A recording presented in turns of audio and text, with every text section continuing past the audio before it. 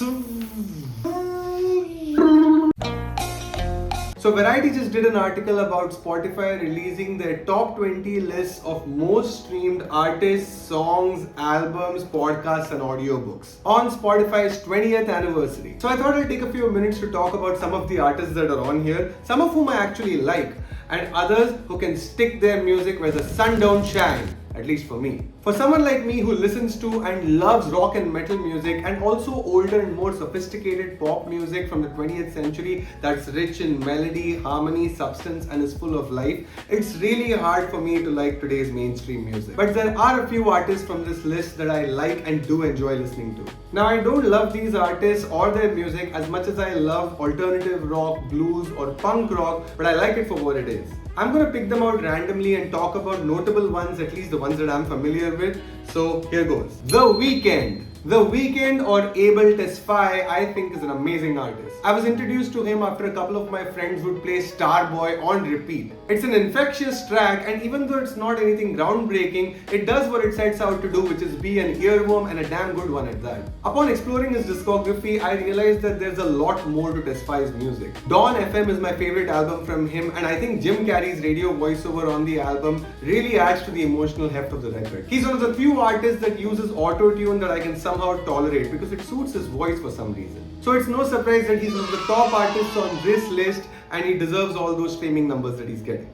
Billie Eilish. Billie Eilish is a phenomenal artist, but most of the credit for her music should go to her brother Phineas, who I think is a genius musician and songwriter. But credit to Eilish for fully realizing the music with her part goth, part colorful and approachable persona and her extremely unique voice. Eilish has an attitude that speaks to the misfits of her generation and has this effortless straight-faced swagger juxtaposed with high energy which gets her music across really well. The undisputed top album from her for me has to be Happier Than Ever. My band's drummer doesn't like her, but hey, that's how music works. That's my opinion! Eminem! A staple in my teenage years and someone who's still relevant today, Marshall Mathers is one of my favorite artists of all time, rock, metal or otherwise. Eminem is merciless at trolling, effortlessly funny, unbelievably insightful and a mesmerizing talent. I love all of his work and I've listened to most of his stuff countless times on repeat, even memorizing some of the songs word for word. क्यों नहीं हो रही पढ़ाई?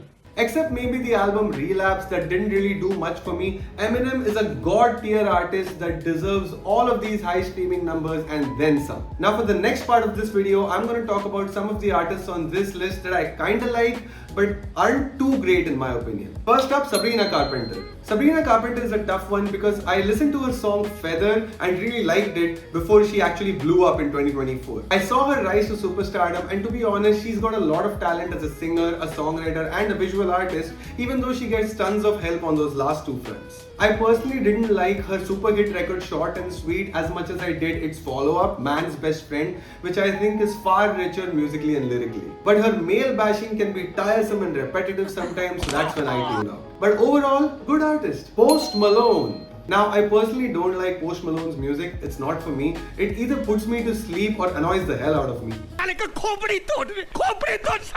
But my god is he a talented singer and guitar player. His cover of Alice in Chains' Them Bones completely blew my mind and his Nirvana jam set during COVID followed by an epic performance on SNL of Smells Like Teen Spirit with Nirvana's original band members had him showcase incredible range. Which just goes to show you that he's chosen the path of making music for the least common denominator to be successful, which is totally fair. Dua Lipa. I fell in love with Dua Lipa the first time I heard One Kiss, her single with Calvin Harris, and I even liked that song New Rules. But after that, Dua Lipa for me has been a disco revival artist. Always in a club, under the disco ball with the same disco beat and generic pop fanfare. It doesn't have much substance, and even though she's really easy on the eyes, she's not so easy on the ears in my opinion. Ed Sheeran. Ed Sheeran is as cookie cutter and bland as it gets, and anybody who listens to any music beyond pop will tell you that. He has a great emotive voice which has really captured today's generation, but I swear if I listen to Shape of You or Perfect one more time, I'm going to be running away from that spot at the speed of light.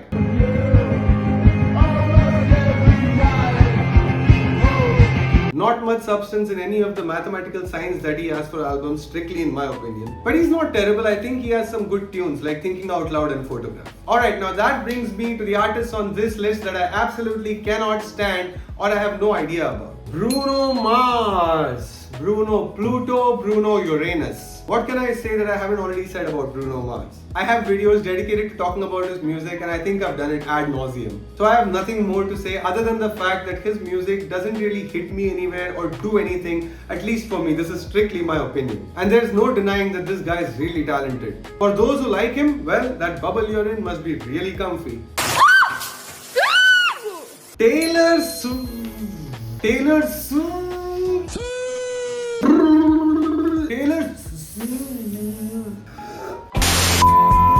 Taylor Swift is a multi-zillionaire and at this point she is beyond criticism. Nothing anyone says about her will make any difference whatsoever. To be fair to her, I think she's had a very long and illustrious career and she transitioned from being a country star to being a pop star just at the right time in my view. So obviously a lot of the substance and pizzazz from her early records like Fearless and Red were gone after the transition. Folklore is a good album too from later in her career, but one good thing I can say about her to avoid immediate death threats from her toxic fan base is that she is unabashedly a pop star and not pretending to be anything else. And despite lifeless garbage records like her latest offering, Life of a Showgirl, and multiple others in her discography, she's always had a couple of songs that have been guilty pleasures for me. Cruel Summer being one of the current ones.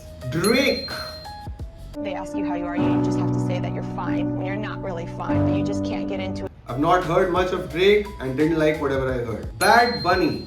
Heard a couple of tracks from Bad Bunny to see what all the fuss was about, but I don't understand it. Maybe my South American audience can enlighten me. So there you have it. I would love to know your thoughts on mainstream music today and also about the artists that I didn't speak about from this list. As always, hit the like button there and subscribe to the channel for more music and fun content. You can listen to my band Insignia's album Various Tendencies, the links for which are in the description below. You can also check out some of the other singles and music videos that we've released.